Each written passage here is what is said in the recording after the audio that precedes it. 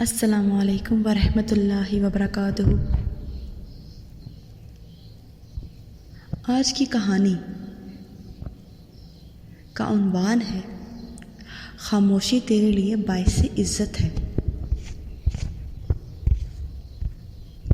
حضرت شیخ سعدی رحمۃ اللہ علیہ بیان کرتے ہیں کہ مصر کی ایک بستی میں ایک گوڈری پوش رہتا تھا اور وہ کسی سے کوئی بات نہیں کرتا تھا۔ اس کی یہ خاموشی دیگر لوگوں کے لیے اس کی بزرگی کی دلیل بن گئی تھی، اور وہ لوگ اسے اللہ عز و جل کا نیک بندہ جان کر ہر وقت پروانوں کی طرح اس کے گرد منڈلاتے رہتے تھے۔ اس شخص کی شامت اعمال دیکھیے کہ ایک دن اس کے دل میں خیال آیا کہ جو اتنی مخلوق میرے گرد جمع ہوتی ہے، یہ سب میرے صاحب کمال ہونے کی وجہ سے ہے، اور مجھے چاہیے کہ ان سب پر اپنے کمال ظاہر کروں۔ اگر میں اسی طرح خاموش رہا تو یہ لوگ کیسے جان سکیں گے کہ میں کتنا عالی مرتبت بزرگ ہوں۔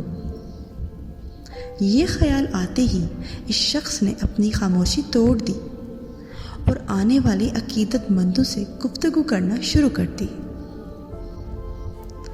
اگر وہ واقعی میں صاحب کمال ہوتا تو اس کی حکمت و دانائی کی باتوں سے لوگوں کے دلوں میں اس کے لیے عقیدت زیادہ ہو جاتی، لیکن وہ جاہل تھا۔ اس لیے جب اس نے لوگوں سے الٹی سیدھی باتیں کی تو لوگ اس سے متنفر ہونا شروع ہو گئے اور اس کے پاس آنا چھوڑ دیا، اور لوگوں کی اس سے عقیدت بھی ختم ہو گئی۔ حضرت شیخ سعدی رحمۃ اللہ علیہ یہ واقعہ بیان کرنے کے بعد فرماتے ہیں کہ اے عقل مند، خاموشی تیرے لیے باعث عزت ہے، اور یہ ایسا وصف ہے جو تیری جہالت کو چھپاتا ہے۔